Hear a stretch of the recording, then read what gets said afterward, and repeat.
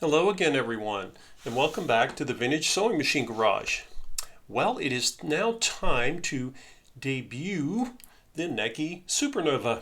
This is the machine I've been showcasing in a number of videos, and I think we are now ready to show what it can do in terms of its stitch capability.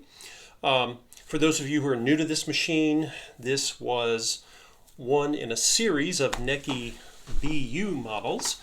And in the 50s, they kept, every couple of years, they would, redesign the bodies and introduce new features because they were trying to keep sales volume going and keep up with the competition.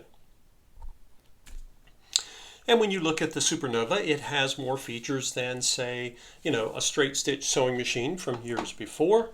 You could still get straight stitch sewing machines. You could get a straight stitch version of this. I believe it was called the Necchi BF. I think I've got that right.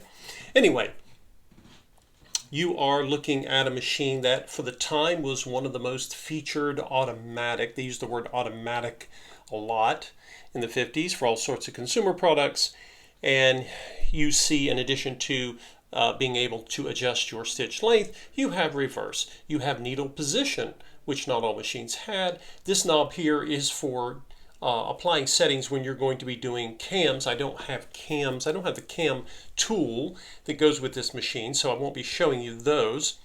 And then, of course, zigzag. And this was the feature that Necchi, probably more than any other manufacturer in this time period, helped to popularize zigzag as something you could have in a sewing machine. It wasn't the first zigzag by any means, but Necchi had one of the better mechanisms. That's not just my opinion, but the opinion of many people who've used vintage sewing machines before. So what I want to do is I'm going to show you guys. I've been doing some test stitching here, and I'm going to show you the machine in action. Now, the machine is not in a table or tray at the moment, so you may see the machine wiggle a bit, but that's not the machine's fault. That's, you can sew with the machine on a tabletop, but you really do want something to hold it still. Anyway, let's take a look at what the machine can do with a straight stitch. I've got it on number 4 here, which is the longest stitch setting. I find that the longer the stitch that I use, the better it shows on camera. You always want to be able to have an idea of what the stitch looks like, and it's harder to see, certainly on a video when you have short stitches. I can shorten it, but anyway, let's see what it wants to do here for us. And I can go slow, I can go faster, and I can back tack, of course, with my fancy reverse button here. Fancy. By 1957, most sewing machines had a reverse or a back tack feature. Okay, I am very happy with these stitches. I'm going to come over and make another row for myself here, but before we change any of the settings, I'm going to show you guys the zigzag setting change here. It's very simple. But remember, guys, I think I've mentioned this in other videos, pull your needle up. There is no computer in this machine, nothing to beep at you, to fuss at you, to override you.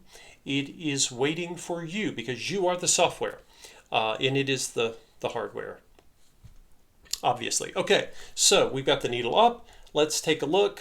I'm going to come over here and I'll show you guys this, and you can see the needle moving. You may be able to see that when I move this lever. This lever is spring-loaded. And over here, you're going to see 2 small little knobs. And they are plastic, but they are attached to steel. And this is why I've mentioned you guys many times. There's nothing wrong with these plastic knobs. They function fine. I mean, this is almost 65 years old, and they're not broken.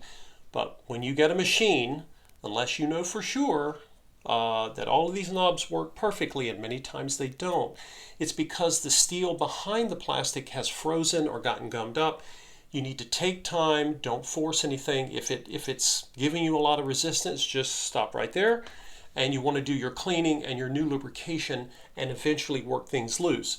You want to wake the machine up slowly. It's been asleep, many times. In many situations, I've had machines that have been dormant or inactive for decades, and machines take a while to kind of come back to life. A lot of times because the old oil has become a kind of glue. Anyway, what you're going to do, you're going to make sure that these little knobs are loose. You don't need to take them all the way off because putting them on is kind of a pain. You can do it, but no need to. I'm going to zoom in here. We've got a little bit of natural light left in the day. Now, if you look closely, guys, you will see here, there's like a little black, I call it a notch, and you can see it moving when I move I'm not turning this knob, it's loose now. Now I can just do this and you'll see it sliding. It controls this little black notch. Well, I'm going to bring this all the way to the right, and then I'm going to snug it. Don't wrench it tight. Just as soon as it wants to stop, you stop. That should be enough. Then I'm going to come over and I'm going to bring and hold this lever because it's spring loaded. It's going to want to spring back. Just hold it, and then you're going to do the same on this left side. Make sure that your knob is loose, and you'll know because this other black notch will come over. You want to bring it all the way over to the lever and then snug your left little plastic knob here. Don't over tighten it. Now it should stay right here. Now if this lever comes down, it can slide over. Okay, so make sure if you're concerned it's not working right, it's because it wants to ride. It wants to spring to the left, but it also wants to ride up. So make sure it's in the up position. We have our needle centered. You can do left or right position for the needle, and there are different sewing techniques that might require that, but most of the time you're going to use the center position. This machine gave you the option of changing the needle position. Many machines didn't at the time. And so let's zoom back out for a second here. This knob here is for when you want to lower your feed dogs. Again, this has been cleaned and lubricated. Many people never use the feature, so it's typically one of the first things that can stick. Again, not broken, just frozen because no one's really used it before. I have the foot pedal down on the floor, which I'm going to use. Now let's see and show off what this amazing 50s machine will do for us in terms of zigzag. By the way, I've got it on the longest stitch setting here for zigzag as well. And then we'll change that in a little bit. And then I can keep coming. I can go slow. I can go across a nice dense seam. In a minute, I'm going to pick this up and I'm going to show it to you guys. Let's see. Let's come over and we'll do another zigzag, and this time we'll shorten the stitch so you guys can see one of the things that it's capable of. Okay, I'm going to turn the camera. Well, actually, let's leave it here for a moment. I'm going to shorten my stitch length. So I'm going to come down. I'm going to come all the way down to maybe 1/2. There's 1, it goes 4, 3, 2, 1, and then there's a dot, which I believe represents kind of halfway between there and 0. You don't want to set it at 0 or you're going to end up with a giant pile thread nest, which you don't want. But we got it set here at 1/2. Now let's come down, and you'll notice that the machine is going to feed a lot more slowly. Now, see if we can zoom in here.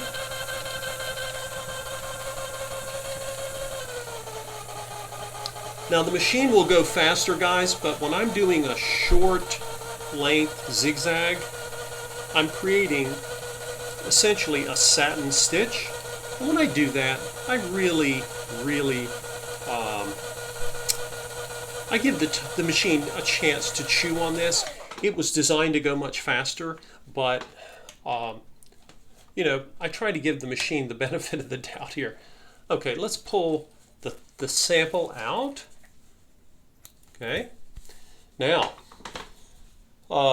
let's see here. We'll start where I did my straight stitching, and you'll notice that it's a wonderfully consistent straight stitch. Comes down, and then I did the zigzag. This is the long zigzag and the widest. And let's see. And then I came over here and I really shortened my stitch, and then I did this zigzag and it makes a lovely satin stitch. Now, other sewing machines from the vintage era and new machines will do this for you, but I have rarely seen a vintage sewing machine that did a satin stitch just as refined as this one. This is subjective. You may have a machine that it is, you may say, oh no, mine's more refined, and that's fine. You can see now on the other side, the stitch is balanced, right? And you can either, you can adjust your tension if you want it a little tighter, but that is one of the smoothest and truest stitches I've seen on a vintage sewing machine. And it has an oscillating hook, by the way. This is not a rotary. I'm used to seeing rotary machines do this, but for oscillating hooks, it's pretty darn nice. I'm really pleased with how this turned out. And sometimes you have to make adjustments to machines. And so if you, let me pull out when I was testing, you can see, right? You can see an example of when the thread was kind of off here. We've got some loose threads here. And of course, when you adjust tension on a sewing machine, you're basically working with two things. You're working with your upper tension assembly, and then you're working with the tension on your bobbin case. And there's a small screw that sits right on top of the bobbin case that you can adjust the tension on. And that's something that you will often, well, I shouldn't say often. Sometimes you don't even need to do that at all. Sometimes you do. Your machine may have perfect tension, and then you change, you make a significant change to a fabric weight up or down, or a thread weight or a needle size. And sometimes you'll want to adjust tensions during a change like that. You may need to. Some machines are more sensitive than others for it, but in the end, you'll get a feel for what the tension needs to be, and your sewing machine user manual should give you a guide on how to set tension depending on what you're sewing. So there you go, guys. This is the Necchi Supernova 1957, and it was just all the rage at the time. And again, Necchi helped push consumers towards the idea of having zigzag built into a sewing machine. And again, these are considered some of the better engineered sewing machines of the era. So if you have a Necchi, or maybe you've wanted one and you weren't sure about them, they take bobbins, metal bobbins, class 15. They can fit into a Singer cabinet, depending on the cabinet. What else to say about them? They are, the cost of making this machine today would be extraordinary. I've shown you guys in an earlier video just the quality and the number of components that went into the tension assembly. You can see, of course, all of this here is painted steel. If we come around, I'll show you from this angle. You see this magnificent aluminum hand wheel. The clutch knob on this model was aluminum. Works beautifully. Of course, the motor is hidden behind this little shell. This is removable. You can access it. What else to say? She's just an amazing piece of engineering, and I dare say if anyone made a machine of this design type with this cost, I don't know what labor costs were in Italy in 1957, but I assume that they're a lot higher now.